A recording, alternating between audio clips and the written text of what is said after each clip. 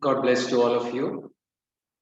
Today, in the second series, we are going to discuss how two major occasions where, due to different reasons, can be political, can be theological, can be social, it can be varied.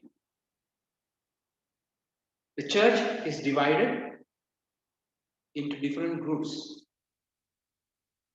which inflicts a lot of pain on the part of the faithful and at the same time, the hierarchy. The very first thing that we are going to see is the historical background. Time to time, you will see that I am not strictly following the notes with which you are provided with. Because what you are furnished with is no need of being repeated. So in this video series, I would like to give you certain clues, certain key ideas, key points, where it will help you in a certain way to banish certain misconceptions of history. You and I, we have heard many popular personalities. They give claims about history. In the medieval history, it was like this. In the Middle Ages, the church was like this. These are direct claims. We cannot do historical studies in passing judgments, because doing history is always a dialogue, as I said. It is the dialogue between the present and past. So we are going to analyze, we are going to mini details why this great schism 1054 came about. What are the main reasons for it? What are the main causes for it? Who are the precursors for it? So when we say it is the great schism, it is the separation of the Latin West Church and the Eastern Orthodox Church, or they call it Greek Orthodox. Latin West Church or Greek Orthodox Church. Here we are not talking about the separation of the territories or the separation of the Roman Empire. Roman Empire had been already separated in the 5th century or even late in the 4th century by the Emperor Theodosius I, 395. He separated permanently. What was earlier, it was shifted from Rome to Constantinople. I have discussed this. But permanently it was established here at the end of the 4th century. Now that is political. That is the division you have politically, in a certain sense of demographic. Because those people, those who are living in generations after generations, living in the western side of the Roman Empire, they were called the Latin West. And this side, roughly, this is the borderline. It's going very close to Italy. It's a Latin West and Greek East. But now even though it was politically separated, church was united until 1057. Church was not divided until, but church got divided. We give a rough date as it's a rough year, it's 1054, but this is the final pinnacle of it. Okay, so there are two reasons, two main reasons. One is political, the other one is theological. First, we pay our attention to political reasons. What are the mechanisms which drive this, which accelerated the Great Schism in 1054, which divided the church, which inflicts the pain until today. Even the excommunications are lifted, but church is still divided. So political reasons. The first political reason. You remember that I have talked to you coronation of Charles the Great as the Holy Roman Emperor in the western side, in order to fill the gap of the absence of an emperor or a political leader who was a unifying force. There was no unifying force in the western side of the empire. So Pope, as a gift, some they explain it as a gift, in return for the donation of the lands given to him, given to the Pope, Pope Stephen II, from the part of the great-grandfather of Charles the Great, Pepin the Short. Pope Leo III took the decision to give the crown to Charles the Great as the protector, leader of Rome, and at the same time, the Holy Roman Emperor. And now the emperor in Constantinople, when he got to know this, he was a little bit upset about it, because all area of the Roman Empire, they had single emperor. You cannot have two emperors. But because of this, there is a little bit of friction created between the Latin West and Greek East. That is one political reason. The second political reason is that what we call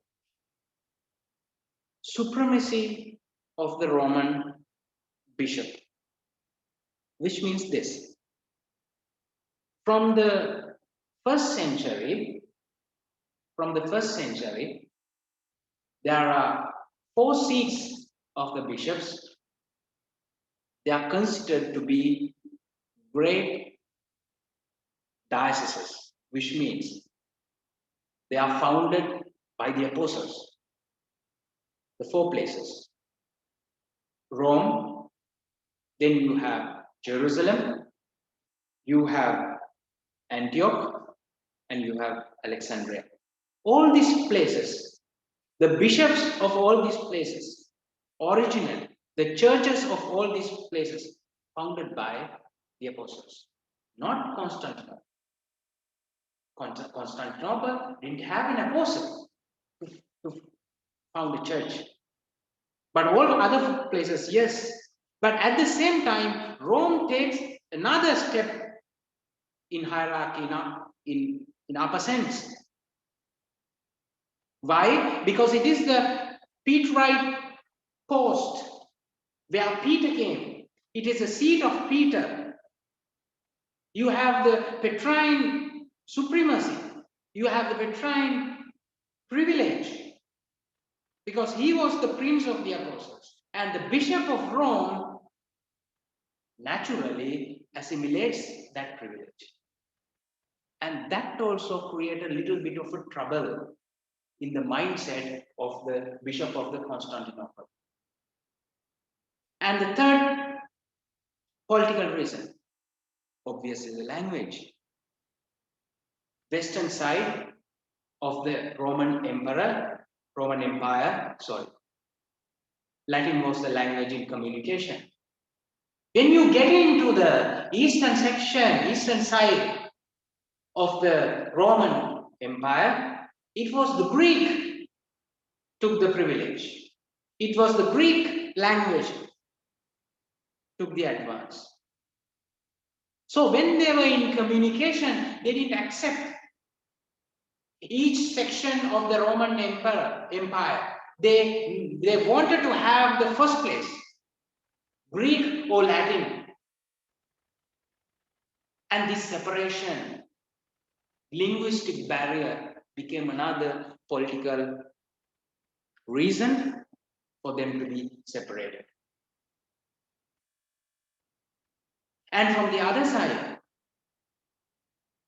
Eastern Emperor, in a way, he also wanted, because when the people are religiously independent from Rome, the argument was that, we must understand that, when the people are religiously independent from Rome, then it is easy for the Byzantine emperor to govern. Byzantine emperor means the Eastern Empire. It is easy for them to govern. So they push the force for the separation. Those are the political reasons. And we have got theological reasons. The first theological reason is the doctrine about the Holy Spirit. What is the doctrine about the Holy Spirit? When we recite the creed, it is the creed of the Constantinople. Okay, the Council of the Constantinople, 381. So the Sunday Mass, when we attend the Sunday Mass, Sunday when the Holy Sacrifice is offered, we say the creed. That creed runs down to 381. It said, I believe in the Holy Spirit, the Lord, the giver of life, who proceeds from the Father and the Son. That and the Son, that part and the Son was not originally in the Nicene Constantinople Creed. It was later added from the Western side. Why it was done? They didn't make any changes. They add that. Why? Because probably you have studied about the Arian controversy, Arian heresy. What is Arian heresy? Arian heresy is a heresy which substantially advocates you that Jesus Christ is not God. Jesus Christ is created. Jesus Christ is simply a creature, superhuman being. He's not God. So he is not in the same level, what you call homoousios with the Father. You might have learned this. So he doesn't have the same divinity that Father has. So the problem, even after the Council of Constantinople in 381, there were still people believing in that Jesus Christ is not God. So it was extremely necessary for the popes and the masters, theological leaders, to insert what we call filioque, who proceed from the Father and the Son. And that angered so much the Eastern churches. They didn't want to accept it. Even they didn't want to understand the situation that what Western Roman Catholics going on. So because they were believing in that still that Jesus Christ is simply a creature. No, they said when Holy Spirit proceeds, Father and the Son is one principle. That's what they wanted to say. They are not two different principles where Father is superior and the Son is secondary, then the Holy Spirit somewhere else. No. They said Holy Spirit proceeds from the Father and the Son. And that angle. The second theological point is about what you call the iconoclasm. You might have studied about iconoclasm. Iconoclasm is another controversy which has a foundation somewhere, which has a point of departure into main religions at that time, especially in the eastern side of the Roman Empire. That is Islam and Jewish people's belief, Jews. When they, according to Jewish tradition and also for Islam, you cannot represent God in You cannot represent God in images. You cannot carve out images because it's a blasphemy for them.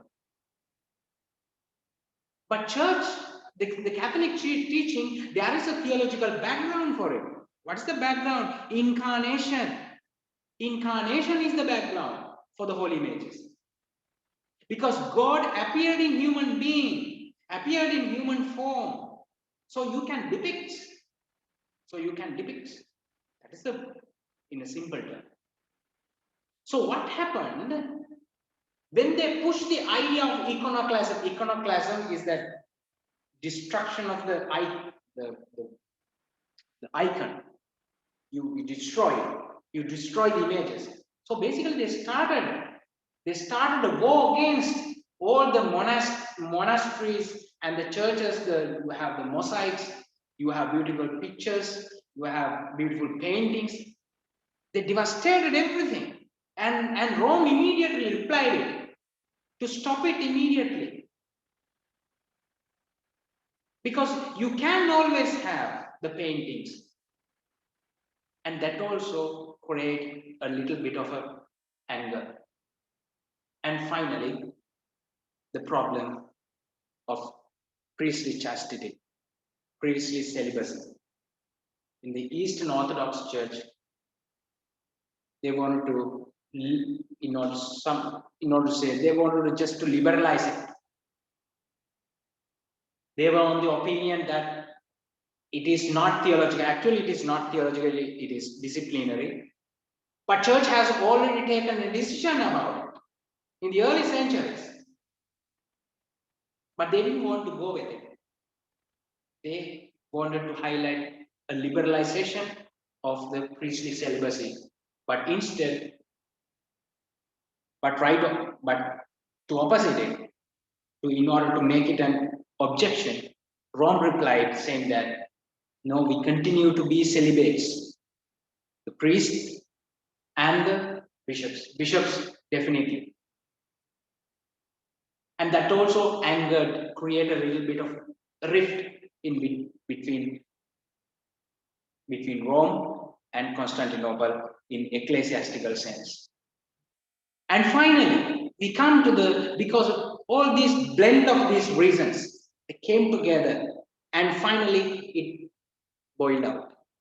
Where 1054. What happened? All these misunderstandings, the Constantinople bishop, at that time he was called the Michael I or the Michael Celarius. Michael Celarius, what he did, he wrote a letter accusing Rome and the Pope, especially because of filioque, the doctrine about the Holy Spirit. And he accused Rome, saying that you have changed. Essentially, they have not changed. They have added, but that addition part of the creed has not changed anything. It is just an explanation to it in order to counteract this heresy. And they didn't face that heresy much. They didn't have to, because there were very many heretics, Arian heretics. So what happened was that there was a cardinal called Hubert of Silva Candida. Hubert of Silva Candida. He was translating this letter to the Pope, and the translation given very bad because they were writing in Greek, and this particular bishop, Hubert of Silva of Candida, his translation went pretty bad, and Pope sent a letter through the mediatorship of this particular bishop, and they came to Constantinople. When they came to Constantinople, there was a heated argument went on. And as the mass was going on in the Hagia Sophia is a beautiful Constantinople cathedral. Hagia Sophia, you type on the Google, Hagia Sophia, it's a wonderful, beautiful, majestic, with its all grandeur, very beautiful church. It's a cathedral. And as the mass was going on, these papal delegates, they came here and they placed the excommunication on the altar and they went back. And in return, what happened? The Bishop of Constantinople also excommunicated Pope and the Western Church. There was a mutual excommunication in 1054. And still, we are still suffering with this separation. There are other reasons as well, theological reasons. There is a problem with the Eucharist. Now there is a problem of marriage and divorce. So there are very many reasons here. And they were trying to bridge the gap. Now the gap is created. Now they were trying to bridge the gap, especially by the part of Pope Urban II, who was trying to help the eastern side while preaching the Crusades, in order to deliver all the area of Jerusalem from the hands of Muslims.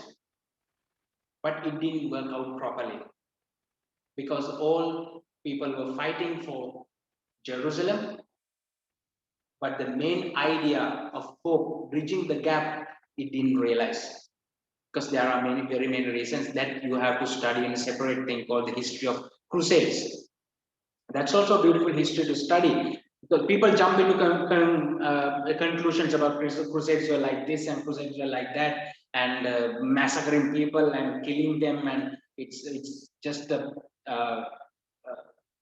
just massacring people all around, and they were rampaging and pillaging the villages. That was not the real case when you go into details. So you have to study. Then coming back to our argument, the Great Schism. Then Paul VI in the 20th century, he, for the first time after the Great Schism, he met the Patriarch of Constantinople, and the excommunications are now lifted, but still the separation is going on due to different theological reasons. That's how the church came up to the 11th century. But the story didn't end from there. Church continued in the eastern side, western side, eastern side separately under the God. Here I will give you another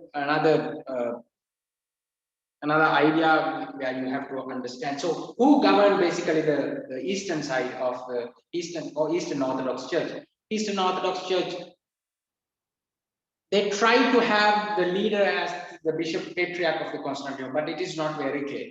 It is not very clear. So there are very many other councils, especially Council of Leon, the Council of that is in the 13th century, and the Council of Florence. Actually, they agreed. Theological disputes were done, and they all agreed. They came to the delegates of Constantinople, the patriarchs, Constantinople. They came to Florence in Italy, and they discussed and they bridged the gap, and they said we are all united again, and we accept the Petrine supremacy, and we are back to the real Catholic Church in fully fledged as ever before. But what happened when they came back? They could not deliver it to the people because of the political pressure. So we have to pay our attention to that also. So there have been different occasions where the Pope tried their best to have the mutual understanding and to avoid these clashes, but it was not very easy due to these two types of reasons, political and especially theological reasons. Then church went on, came to the year 1309. When church came to 1309, you remember I talked about the Frankish kingdom. Frankish kingdom was so strong, Holy Roman, apart from the Holy Roman Empire, the Frankish kingdom became very strong. It became very strong as such. It was influencing it was insisting to have a French Pope. So in 1309, they were able to elect a Pope who was a Frenchman, and he was not able to go to Rome because he was under the impression that Roman people will not accept him. So what happened was that he shifted his residence to France in 1309. The place is called Avignon. The place is called Avignon. He shifted the place from Rome to Avignon. 1309. And he remained there. So what happened to the Rome? Rome was left aside, unattended. And very many people insisted, especially saints, saints like Catherine of Siena. Catherine of Siena was instrumental to get the Pope back to the Roman palace.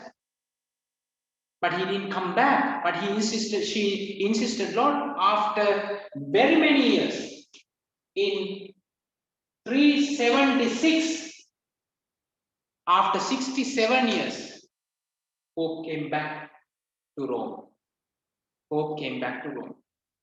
But as he came back to Rome, in this year 1376, he died. When he died here, all the cardinals, including French cardinals, they came to a conclave and they elected again. They elected a pope. What happened was that they elected a pope here, and as the French cardinals went back to Avignon, and there they elected another pope. And you got two popes in the year 378. 378. One pope in Rome, the other one is Avignon. This is called Western system. You have two popes at the same time. And what happened? You have to resolve the issue. There cannot be two popes at the same time. One has to be illegitimate. Other one has to be real. So what happened? They got together in somewhere else, and now they are trying to elect another pope. And they elected another pope, asking these two popes to decline and to elect another pope. They elected another pope. Even though they elected another pope, these two refused to decline. Now, how many popes we have? 3 popes at the same time. Don't be scandalized. This all due to political pressure. This is all due to political pressure. Church is a place both for saints and sinners. We have free will. We have our own responsibility. This is the responsibility handled by them. Coming back to our story. How many popes you have? 3 popes. And the year, now you have to resolve this. You need single pope, now you have 3 popes. One in Avignon, the other one is in Rome. So finally what happened? They called for a council. That council is called the Council of Constance. It's called the Council of Constance is in Germany somewhere here. It's right towards North Italy. The place is called Constance in the year 470.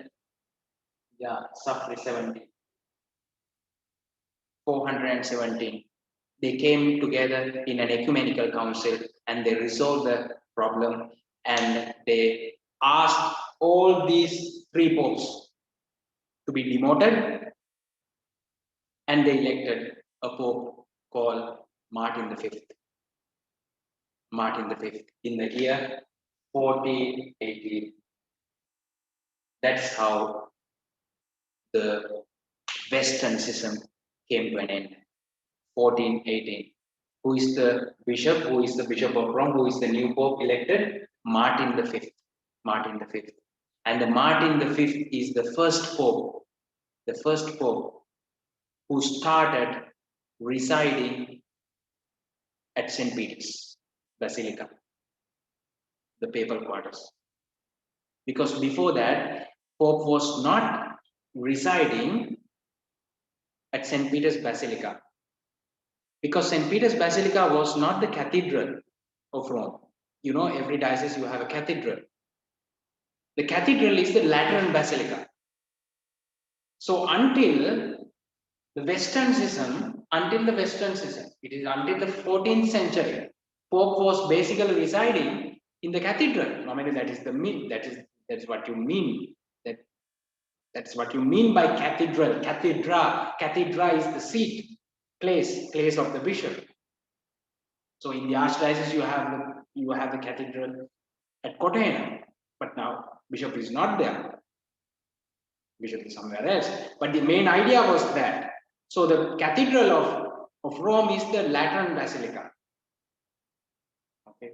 Then after, when Pope Martin V is elected, he opted to reside at St.